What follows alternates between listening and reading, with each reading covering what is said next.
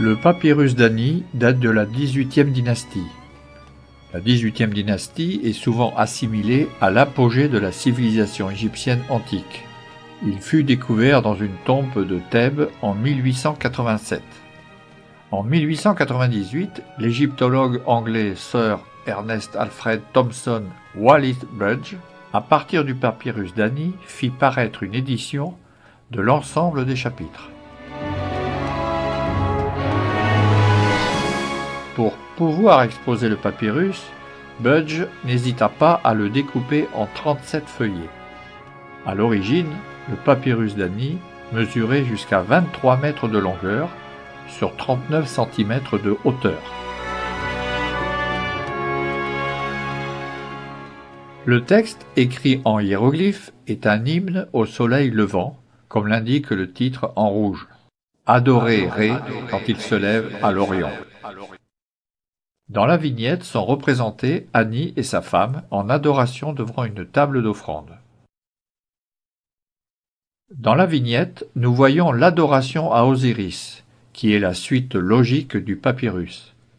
L'hymne à Osiris rappelle qu'il est le souverain des dieux et des hommes, après qu'il ait pris possession du sceptre Eka et du flagellum Nehe, comme il est écrit ici. Dressé sur une colline représentant l'horizon, un pilier Djedj présente Osiris dans sa forme renaissante. Le pilier symbolise l'épine dorsale du dieu, qu'on érige pour signifier le retour à la vie. Contre le pilier, les deux sœurs Isis et Nephthys, protectrices de leurs frères, dans le monde souterrain, où le dieu solaire Ré vient le rejoindre la nuit. La rencontre entre Osiris et Ré permet à Ré de rajeunir et de renaître le matin à l'horizon oriental. Voilà ce que signifie le grand signe de vie, l'Ankh, au bras levé. Ceci soulève le disque solaire vers le ciel, hors du monde souterrain. La présence des babouins annonce le lever du soleil, comme on peut le voir aussi à Abou Simbel.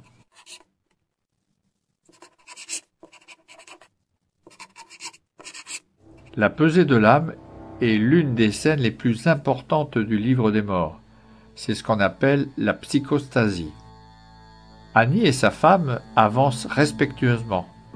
Leur attitude, courbée, signale une forte émotion intériorisée. Au centre, une grande balance qui est surmontée d'un babouin, l'animal sacré de Thoth, dieu détendeur du savoir, nécessaire au bon fonctionnement de la balance, et garant de l'exactitude de la pesée.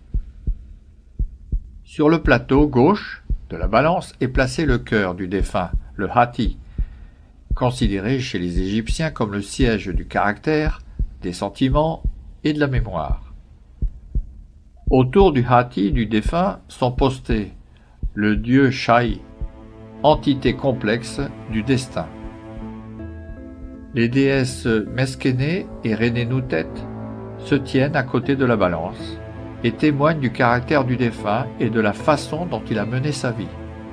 Le discours de chacun influencera sur le jugement final. Au-dessus du cœur se tient le bât du défunt, l'oiseau à tête humaine qui suit le mort pendant son voyage et qui attend le résultat de la pesée. Sur l'autre plateau de la balance se trouve la plume de la déesse Maat, symbole de l'ordre, de la vérité et de la justice. Ici trônent les dieux de l'Énéade qui forment le tribunal d'Osiris. Ils vérifient si le défunt a vécu selon les instructions de Maat. On y retrouve Ré, Atum, Chou et Tefnou, Geb et Nou, Isis et Nephthys, Horus, Hathor, Khu et Shai. Si la balance est en équilibre, le défunt est proclamé juste de voix et peut continuer son voyage. Là, Anubis, le dieu à tête de chacal, vérifie l'aiguille de la balance. Certaines mauvaises langues diront qu'il aide à l'équilibre de la balance. Enfin, Thoth, aussi représenté à la tête d'Ibis, le scribe des dieux, note le verdict sur sa palette. Derrière lui, Amit, le dévoreur de la mort, qui a la tête d'un crocodile, le tronc d'un lion et l'arrière-train d'un hippopotame.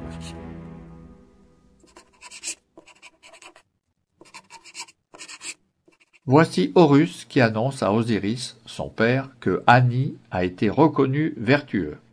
« Je viens vers toi, Ounéfer, je t'amène l'Osiris Ani. Son cœur est juste, sorti de la balance, il est innocent auprès de chaque dieu et de chaque déesse. » Puis Ani s'agenouille devant Osiris. Ani a une perruque blanche et tient un sceptre pour consacrer les offrandes aux dieux. Le dieu Osiris, à la peau verte, couleur de la Renaissance, est assis dans la chapelle de Sokaris, dont la tête de faucon couronne le toit. Cette architecture qui ressemble à un sarcophage est protégée par 12 cobras. Osiris est secondé par ses deux sœurs, Isis et Nephthys. Sur le lotus, qui évoque le lever du soleil et donc la Renaissance, se dressent 4 petites figurines momiformes. Ce sont les 4 fils d'Horus, Amset, Hapi, Douamutef et Kebet-Senouf. Ces 4 dieux protègent les viscères du mort, momifiés séparément et placés dans des vases canopes.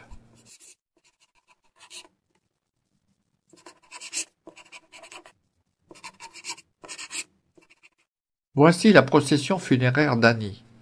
Cette représentation aurait dû se trouver en introduction du livre des morts. Mais pour que le mort puisse voyager vers l'au-delà, il faut qu'il soit reconnu comme juste, grâce à la scène précédente, donc elle est bien à sa place maintenant. 4 bœufs et 4 hommes tirent un traîneau où est posée la barque funéraire.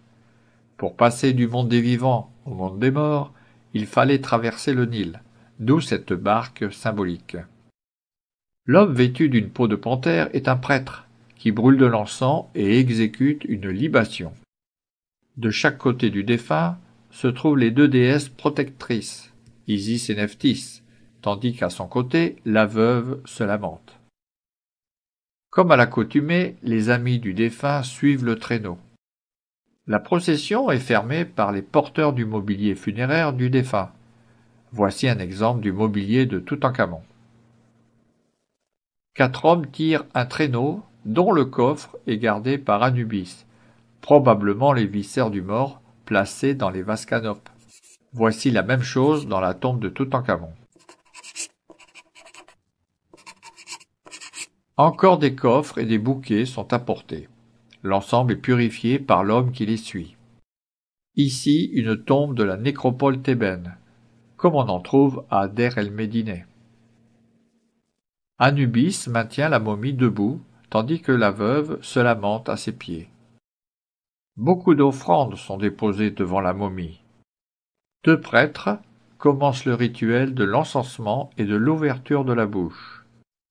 Le prêtre lecteur, derrière eux, récite les formules nécessaires, inscrites sur le papyrus qu'il tient en main. Les pleureuses sont dans la procession funéraire. Elles rappellent que Isis et Nephthys s'étaient lamentées sur le corps d'Osiris.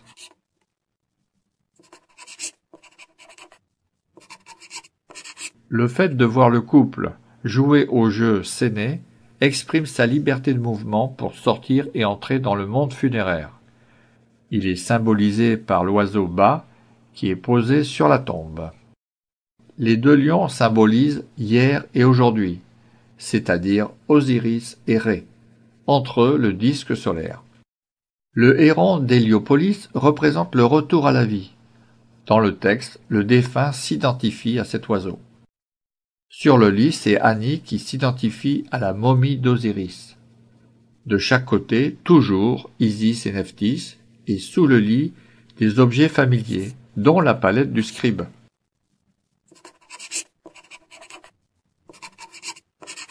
Au début de la création, il y avait l'océan primordial. Ce que les anciens Égyptiens appelaient Noun désigne les eaux primordiales où est sortie la vie. C'est là que le soleil va se coucher pour se régénérer et réapparaître le matin. Et voici la nécropole. Il indique le début du chemin que le mort empruntera et les portes qu'il doit passer avant d'arriver chez Osiris.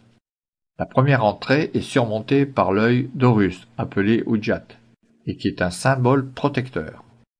La vache, Merihuet, surnommée la Grande Nageuse, et qui souleva le disque solaire entre ses cornes de l'océan primordial. Enfin, le coffre à canope de Ani est protégé par les 4 fils d'Horus.